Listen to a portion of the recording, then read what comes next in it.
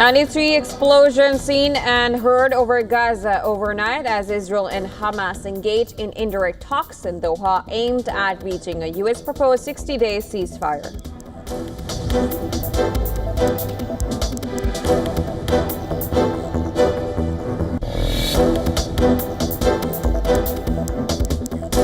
Druze fighters push out rival armed factions from Syria's southern city of Sweida after government ordered a ceasefire, following a U.S. brokered deal to avert further Israeli military intervention.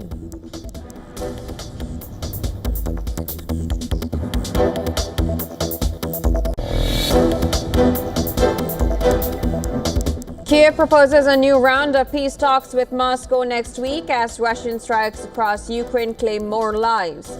The momentum of the negotiation must be stepped up, says Ukrainian President Volodymyr Zelensky.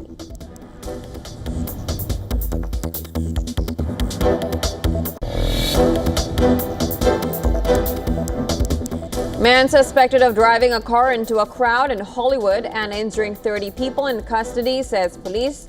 Charges such as attempted murder and assault with a deadly weapon being looked at.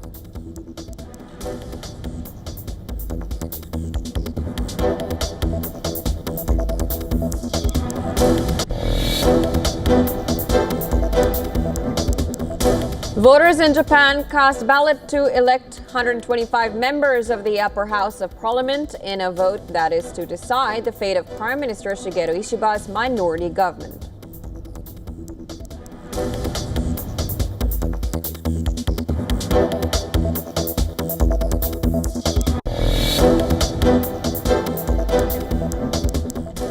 India bloc parties hold virtual meeting ahead of the monsoon session of the Indian Parliament beginning on Monday, discuss key issues including Pahalgam terror attack.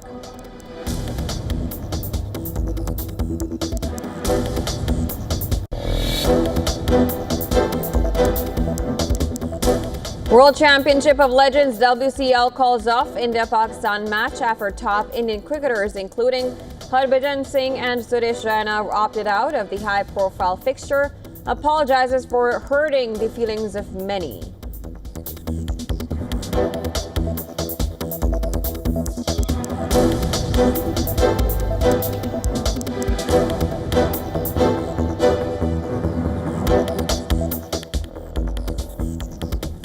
Begin in West Asia, at least 12 Palestinians, including an infant, were killed in an Israeli airstrike on an apartment in the Al-Sawara area. Now, eyewitnesses reported that an Israeli aircraft fired at least one missile west of Nusayrat refugee camp in central Gaza. A press statement by Al of the hospital in the camp said that at least 12 bodies arrived at the hospital, including an infant, children, and women, while 7 others were wounded from the airstrike. As per Gaza's health authorities, about 8,000 Palestinians have been killed, and over 28,000 others have been injured since Israel renewed its extensive strikes in Gaza on March 18, bringing the death toll since October 2023 to 58,765 and the injuries to 140,485. And this comes as the death of people waiting for handouts in huge crowds near food points in Gaza have become a regular occurrence. Now, in the latest, Gaza Civil Defense Agency has said that Israeli fire killed 39 people and wounded more than 100 near 2 aid centers in the latest deaths of Palestinians seeking aid. The U.S. and Israel-backed Gaza Humanitarian Foundation, which has replaced UN agencies as the main distributor of the aid in territory, has accused militant group Hamas of fomenting unrest and shooting at civilians. The Israeli military in its response said that it was aware of the reports about casualties and that it identified suspects who approached them in the Rafah area, posing a threat to its troops. It stated that warning shots were fired when suspects refused to comply. Israeli military said that the shots were fired approximately 1 kilometer away from the aid distribution site at nighttime when it's not active. In the meantime, the Gaza Humanitarian Foundation has denied the reports of deaths near its sites, taking to X handle The agency said that it has repeatedly warned aid seekers not to travel to the sites overnight and early morning hours. On the other side, Lebanon's health ministry said Israeli strikes killed 2 people in South Lebanon on Saturday. The ministry said an Israeli enemy drone strike killed 1 person in the town of Kiam, while another raid hit a motorbike and killed another person in Yomor al-Shakif.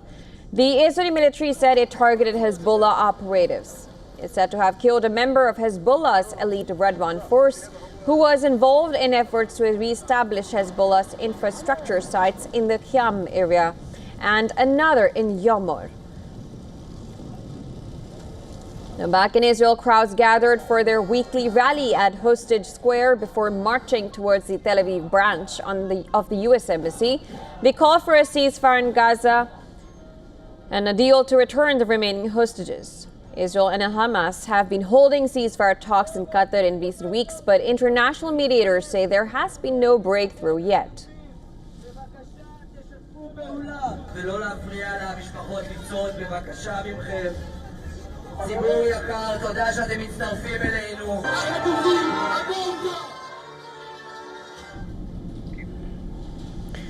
Staying with West Asian news now, after nearly a week of fierce street battles and air raids, Druze fighters have regained control of the city of Sweida. And this comes after interim Syrian President Ahmed al-Shara declared an immediate ceasefire. Now, the announcement followed diplomatic efforts led by the United States and backed by Turkey and Jordan. The U.S. says the ceasefire is aimed at preventing further regional escalation and includes plans for humanitarian corridors and phase demilitarization. Special Envoy to Syria, Tom Barak, called the agreement a new phase in Syrian reconciliation. Bedouin tribesmen, however, vowed to carry on fighting, with one leader saying, "We won't go back unless we take our rights, blood for blood."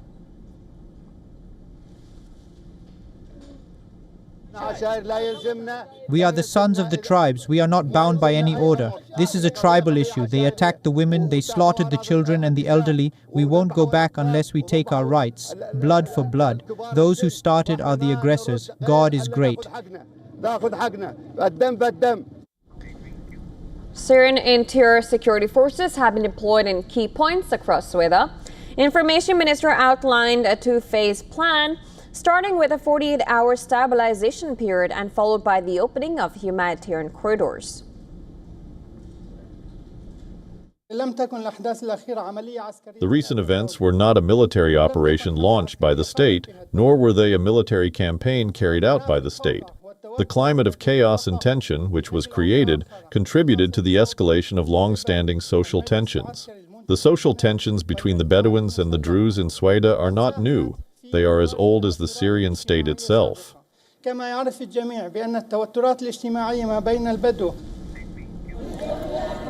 of the Druze community in the Israeli-occupied Golan Heights held a solidarity rally for the Druze community in Syria. Clashes started last week between the Druze, a religious minority native to southern Syria, the Israeli-occupied Golan Heights, and parts of Lebanon and Jordan, and the Syrian Bedouin tribes. Israel intervened midweek, launching airstrikes against Syrian government forces in both Damascus and Sweida. Officials in Tel Aviv accused Syrian troops of carrying out atrocities against Druze civilians and warned of further strikes if the violence did not end. According to the Syrian Observatory for Human Rights, over 940 people have been killed since fighting broke out last Sunday, including hundreds of civilians.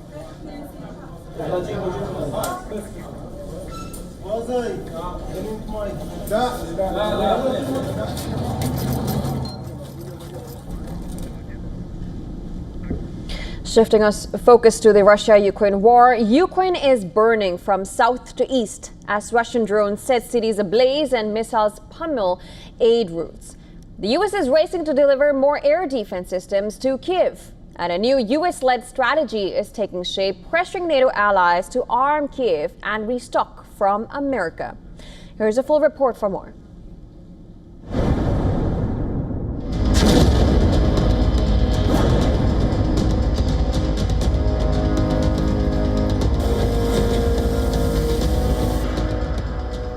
Russia is unleashing its terror on Ukraine, devastating its south to its east.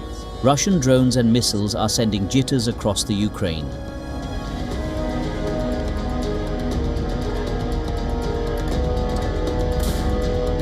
Russian drones swarmed Odessa, a strategic port on the Black Sea, igniting a multi-story apartment block and leaving dozens injured. Ukraine says at least 20 drones targeted the city, causing panic, fires, and a major emergency response. To the east, Pavlohrad, a critical logistics and humanitarian hub in Dnipropetrovsk Oblast, was hit by one of its worst Russian attacks yet. The relentless strikes have pushed civilians to a state of fear as Russia ramps up its summer offensive, striking both frontline cities and supply routes. All the windows are blown out. Half of my apartment has burnt down. There was a more severe fire on the floors above. The Shahed attack drone had a direct hit on the 8th floor. We had a couple of minutes of silence in between the hits. It was a chance for us to get out. We heard an elderly woman screaming. She was pinned under the debris. The deadly attacks come despite US President Donald Trump's 50-day deadline to Vladimir Putin to negotiate a peace deal. With Russia unrelenting assaults, Ukraine is desperately scrambling for more weapons, and the US is now pushing hard to deliver it. According to Wall Street Journal's report, the Trump administration has fast-tracked Germany to receive the next batch of Patriot missiles so that Berlin can send 2 of its own to Kiev. This is the first time the US has directly backfilled a NATO ally to speed up weapons delivery to Ukraine. Under this plan, NATO countries will provide missiles and systems to Kiev and then repurchase stocks from the US. Washington calls it a pay-to-arm model, pushing NATO to shoulder more of the cost while keeping Ukraine's defense lines strong. But not all NATO members seem to be on board. Germany had refused to send long-range Taurus missiles and had cited limited Patriot systems despite Kyiv's request. Germany had said it has already given 3 of its 12 Patriot systems and needs the rest to meet NATO's own defense targets. Ukraine currently has only a handful of Patriots given by the US and select partners. Each system includes radars, command units, launchers, and interceptor missiles, capable of shooting down Russian missiles and drones from long range. Time is running out for Kiev. Russia is tightening its stranglehold on Ukraine with 50-day window in place. Every day delay is costing more lives in Ukraine. But production in the West stretched thin and logistics are complex. But the big question is, can the NATO nations get their act together in time for the defense of Ukraine?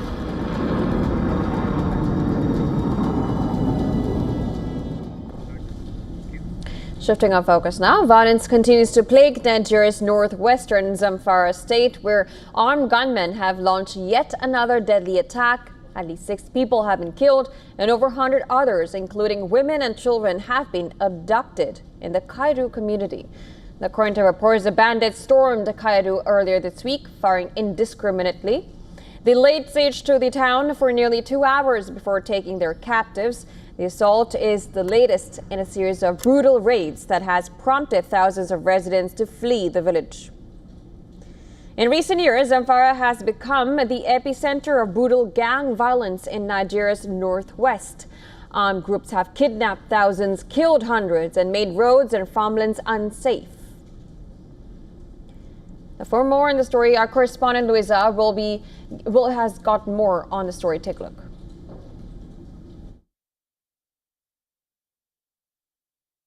Increasing violence against farmers by bandits continue unabated in northwest and northeastern Nigeria, despite government interventions, including setting up vigilantes and local militias by northern state governors to aid the security forces. Another deadly attack on Friday took place in Cairo community in Zamfara state by heavily armed men. Hamisu Faru, a local lawmaker, confirmed the attack to Reuters, saying the assailants took no fewer than 100 people, with more attacks reported in the Talata Mafara district. Security forces continue to battle the bandits and insurgents. We recall last month officials confirmed vigilantes with the aid of Nigeria's secret police killed about 100 armed bandits when they raided the enclave of a gang kingpin in the state's Shinkafi district. But more needs to be done as the region continues to face severe security challenges. From Lagos, Nigeria, Louisa Olani, WION world is one. Shifting of focus now, Brazilian President Lula da Silva has hit out at U.S. against its decision to impose visa bans on officials involved in former President Jair Bolsonaro's trial. Lula criticized the decision and called it arbitrary and completely baseless. He said that the interference of one country in another's justice system is unacceptable. In a post on social media X, he added that action of U.S. has violated fundamental principles of respect and sovereignty between the two nations. Lula also went on to say that no form of intimidation or threat from anyone will compromise the most important mission of Brazil's powers and institutions. Now, on 18th of July, Washington imposed visa restrictions on Brazil's Supreme Court Justice Alexandre de Moraes, his family, and other court officials, in response to an order to issue search warrants and restraining orders against Trump's ally, Bolsonaro, who is accused of plotting a coup to overturn the results of the 2022 election. While announcing visa ban through a post on X, U.S. Secretary of State Marco Rubio described the Brazil Supreme Court orders as a political witch hunt by Justice Alexandre de Moraes against Bolsonaro. Rubio's statement mirrored President Donald Trump's post of last week, in which he claimed Bolsonaro was not guilty of anything except having fought for the people and told prosecutors to leave him alone. This while slapping a 50% tariff on Brazilian goods, which will come into effect from 1st of August.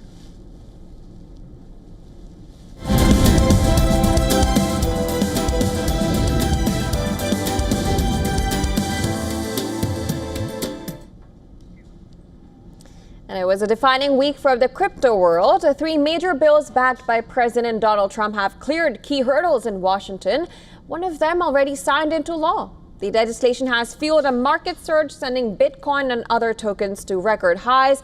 But behind the euphoria lie deep divisions over consumer safety, regulatory power, and the growing intersection of politics and digital finance. Here's a full breakdown of what these laws mean and who stands to gain and why are critics sounding the alarm. Take a look.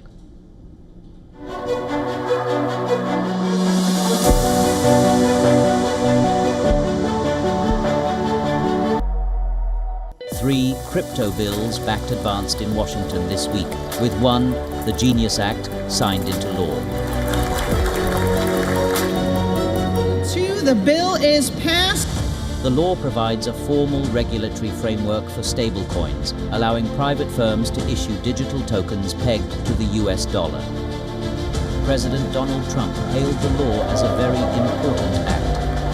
Under this bill, the entire ancient system will be eligible for a 21st century upgrade using the state-of-the-art crypto technology. Who would have thought we would have been saying that 2 years after I really met you for the first time? The Genius Act provides banks, businesses, and financial institutions a framework for issuing crypto assets backed one-for-one with real U.S. dollars, treasury bills, and other cash equivalents. It's really strengthening the dollar and giving the dollar great prominence. And Flush with optimism, investors drove major crypto tokens to all-time highs. Bitcoin alone is now up nearly 30% year-to-date, outperforming gold and the tech-heavy Nasdaq. While the effects of these bills won't be immediate, they mark a pivotal shift in crypto's journey from fringe asset to mainstream finance. The Genius Act sets basic conditions for stablecoin issuers, like complying with anti-money laundering rules. But critics argue the consumer protections are weak and may expose users to risks not seen in traditional banking. Controversy has also intensified over World Liberty Financial, a stablecoin issuer majority-owned by the Trump Organization. It's earned the Trump family an estimated $500 million since launch and recently secured a $2 billion investment from Abu Dhabi for use in a Binance partnership. Analysts warn this law could open the floodgates to dozens of company-backed stablecoins, forcing consumers to juggle multiple digital currencies with fewer protections than traditional dollars. There are really 2 dimensions to the controversy, right? One is kind of external forces and one is internal, right? The external forces is that because most stablecoins are still US dollar based today, the use of stablecoin naturally incurs the buying of US dollar debt to back these US dollar stables. So the fact that this bill got passed is great from a clarity perspective, but if more and more people are using it, especially in other countries, then there's a question about whether the other countries' citizens are essentially funding US government debt. So that's one aspect. The other aspect is obviously the Trump family and his organization have also issued announcement that they intend to do their own US dollar stablecoin. So that obviously is a personal venture that are tightly tied to the passing of this bill. Then one would question whether there are significance in that regard. Together, the Genius Act, the Clarity Act, and the Anti-CBDC Act mark a turning point in America's approach to digital finance. On one hand, the legislation offers long-awaited regulatory clarity and a framework that could spur innovation. On the other hand, critics warn that the bills prioritize industry interests over consumer safeguards. This exposes users to unstable currencies, limited oversight, and potential financial contagion. With global competitors pushing ahead on central bank digital currencies, these laws will shape who controls the future of money. The crypto era is no longer coming. It's here and it's being written into law. Business Bureau, WION World is one.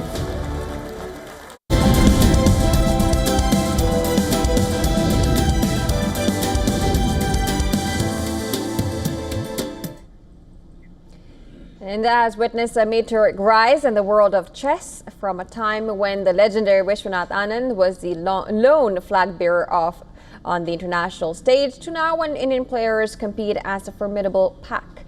Now, as we celebrate International Chess Day, let's take a look at how Indian players are ranked and performing on the global stage. Now, 3 Indians feature in the world's top 10 chess rankings. Leading the pack is R. Pragyananda, ranked world number 4 with a rating of 2,779. The 19-year-old continued his stellar performance this year by defeating world number 1 Magnus Carlsen at the Freestyle Grand Slam Tour in Las Vegas on Wednesday. But he unfortunately exited the title race after a loss to USA's Fabiano Caruana. Next is Arjun Erigaisi, who is currently ranked world number 5 with a rating of 2,776. Following him is D. Gukesh, the reigning world chess champion at world number 6, also with a rating of 2,776. Gukesh made headlines earlier this month when he defeated Carlsen for the 2nd time in a row. On the women's front, Hampi Koneru leads India's charge. The women's world rapid champion is currently ranked world number 5 among women with a rating of 2,536. Also in the top ranks is Harika Drunavalli, ranked world number 12.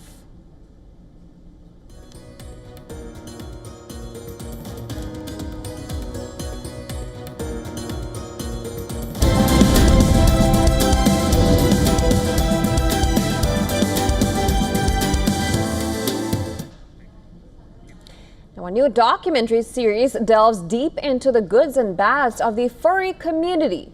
Now, wondering what community that is? Well, it's a community of people who identify as animals.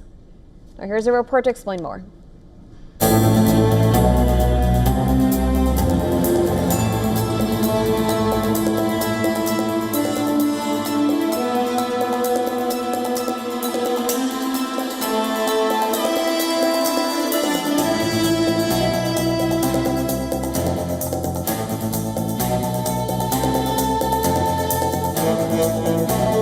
I started hearing these stories of how liberating the fandom was for people and how they felt this incredible acceptance in a new community. And that's why it's so heartbreaking when that community is harboring predators.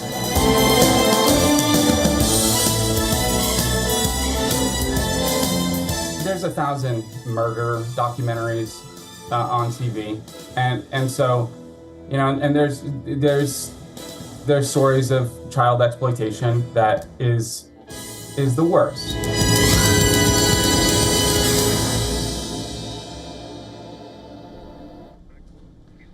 And with that, we call a wrap to this bulletin. But don't go anywhere. News and updates follow on the other side. Coming up, we talk about India's opposition leader, Rahul Gandhi, who has demanded answers from Prime Minister Narendra Modi after U.S. President Donald Trump claimed that 5 jets were shot down during Operation Sindoor. We'll get you the latest on that on the other side. Keep watching WION The World.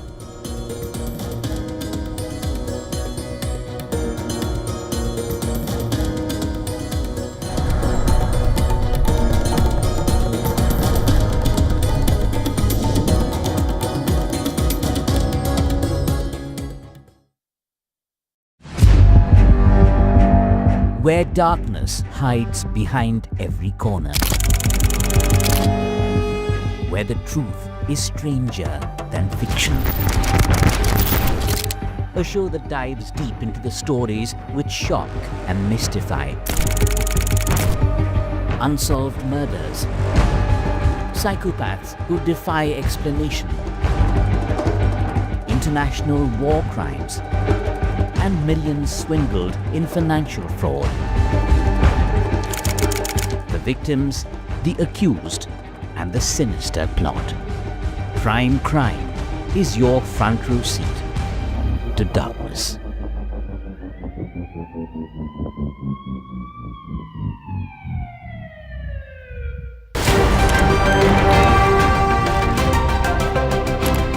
Ready to dive into your daily dose of news?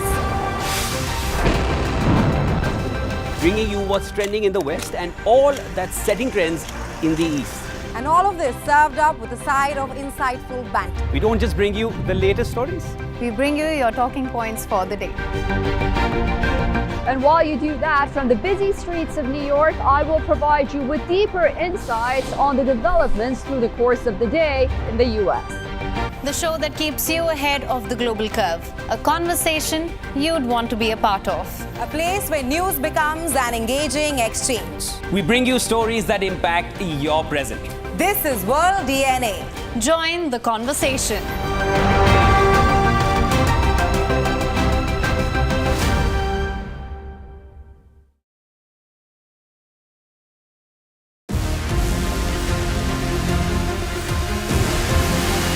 On Inside South Asia this week, foreign ministers of 2 of the most powerful economies in Asia meet.